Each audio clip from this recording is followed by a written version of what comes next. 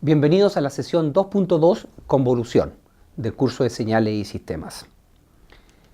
En la teoría de sistemas lineales e invariantes, la salida de un sistema se expresa como la convolución de la entrada con la respuesta al impulso del sistema.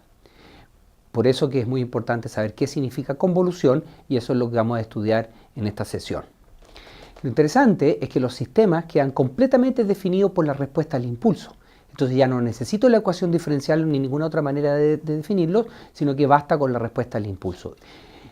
Por eso, en esta clase, lo que vamos a ver es la operación de convolución. Vamos a aprender a convolucionar.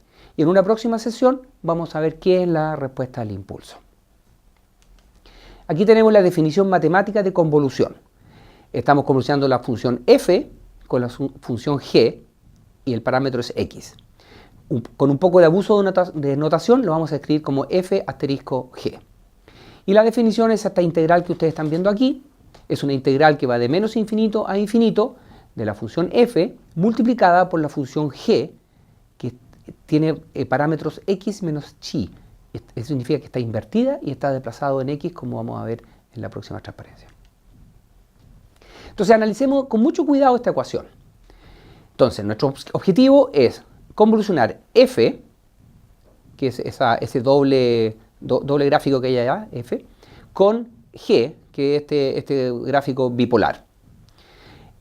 Esta integral nos dice que se toma f, que está aquí en rojo, y se multiplica por g, evaluado en x menos chi. Fíjense que el eje de este gráfico es chi, es decir, la función g es una función de menos chi. Al ser una función de menos chi, está invertida.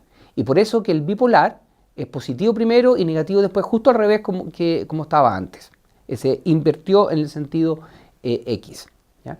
Y además tiene el parámetro x ahí. Eso significa que está desplazada a la posición x. Entonces esta integral lo que hace es multiplicar la función f por la función g de x menos chi, multiplicarlas y después integrarlas, o sea, calcular el área. Aquí tengo una representación gráfica de la convolución.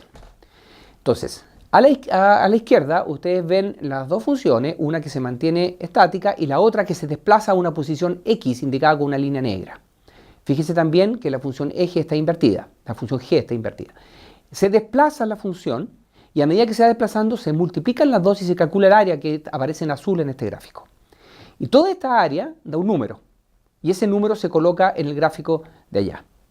Entonces, la colección de todas las áreas es la convolución. Cuesta un poco acostumbrarse a usar esta operación. Es una operación que toma dos funciones y de ellas opera con ellas y encuentra una tercera función. Cada punto de esa tercera función es el área de una multiplicación de las dos funciones originales cuando una de ellas ha sido desplazada e invertida. Esa entonces es la operación de convolución. Nótese que esta operación es muy similar a la operación de correlación, pero no es lo mismo. La diferencia está en el signo de este desplazamiento.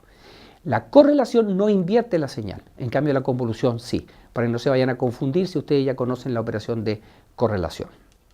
En conclusión, la operación de convolución toma dos funciones, opera sobre ellas, haciendo como lo explicamos, multiplicando y calculando el área, y obtiene una tercera función.